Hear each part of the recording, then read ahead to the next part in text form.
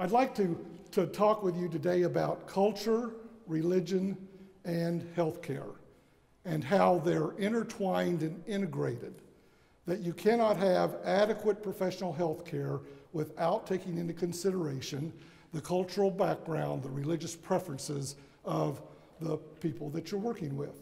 And as a matter of fact, I would go one step further and say that the cultural and religious preferences of healthcare practitioners also have some sort of impact and influence in the way in which one engages in healthcare. So let's start with the idea of spirituality. What is spirituality? What does meaning, hope, comfort, and inner peace have to do with how we think of one's own spirit? Spirituality can be defined as a sense of hope or a sense of peace. Some folks would define spirituality in terms of the language of organized religion. There are some who would describe a sense of spirituality through terms of nature and art and music, while there are others who look at ethics and values and principles by which one would live their life and would talk about spirituality in that realm. It all works. It's all a part of this discussion, I think, in terms of religion and culture and how it is integrated into healthcare. It's the body, the mind, the spirit, I think, are all connected. So I want to ask you a question. How are health and spirituality related? How do you see that? And then the next obvious one is, how can religious belief help or hinder health care? What do you think? Any comment? Throw it right out. The belief against blood transfusions prevents health care. The belief that only prayer is effective prevents health care. Mm-hmm. You're getting right into some very specific things that are important. Yes. Yes. Spirituality and health are related because if you want to treat the whole person in health, you need to treat the whole person rather than just certain aspects, because every aspect of our life affects our health. Excellent. Right. Religious belief is definitive, it's propositional. It tries to define what one accepts intellectually. Spiritual health deals more with, is more invocational. It calls persons toward wholeness, which may or may not have to do with religious perspective. But even folks who would avoid the term, even the term spirituality, when it comes to their own health and health care, would say, for example, a positive outlook or attitude will help with this medical event that I am now going through. And so even divorced of all spiritual and religious words, the linkage is still there. Yes, absolutely. Here are some things that you might find intriguing. People who regularly attend religious services have lower rates of illness and death than do infrequent or non-attenders. For each of the leading causes of death, the 3 leading causes in developed countries, and those causes are heart disease, cancer, hypertension, people who report a religious affiliation have lower rates of all of those.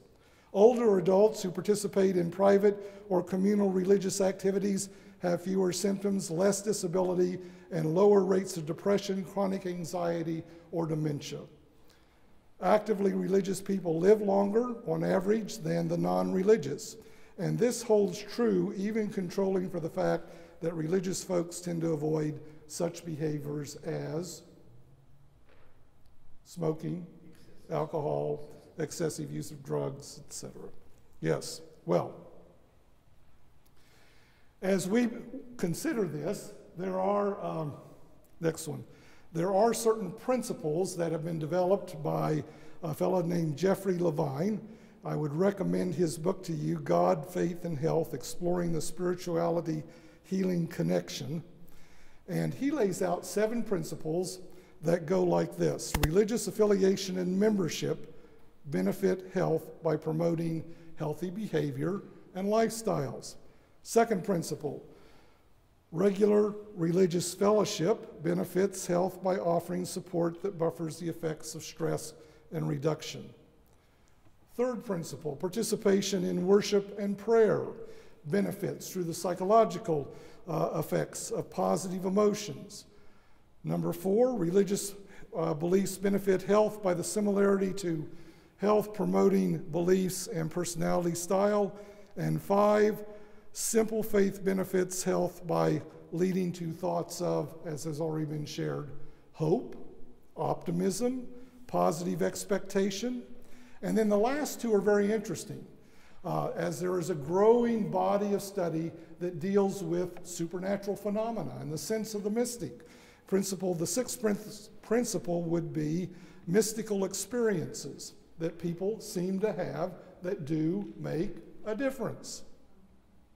And then the last one would be studies that have been done that for those who are sick, who have a support group of prayer around them, that absent prayer does something that contributes positively to health. After kind of packing and unpacking those principles, we're now going to look at some statistics. There's a set of numbers there for you to look at. Religious practice, becoming aware, becoming more sensitive to religious practice within the healthcare industry is backed up by these numbers. 90% of patients in hospitals worldwide, this is a study that goes beyond North America, 90% believe in some divine presence. 85% use prayer. 74% feel close to a spiritual being. 94% believe that spiritual health is as important as physical health. 61% believe that religion is probably the most important influence in their life. 94% of the people admitted to a hospital agree that spiritual health is important as physical health. 77% believe that physicians should consider their patients' spiritual needs as a part of their medical care. 37% want their physician to discuss their religious beliefs. And 80% report that physicians never or rarely discuss spiritual or religious issues with them. Now let's get down to the nitty-gritty. Health beliefs do vary according to culture and education and experience, and yet those beliefs can strongly impact and influence life-changing, life-ending, life-giving decisions, such as euthanasia, whether or not to have an abortion, the transfer of blood from one person to another, the concept of contraception and what that means within a culture. All of those medical issues are influenced by religious beliefs. So let's now go into a model of gathering information and learning how to develop the skill of talking to patients that might be under your care about their religious beliefs and the appropriate ways to gain a better understanding, a better knowledge of the person whom you are trying to care for.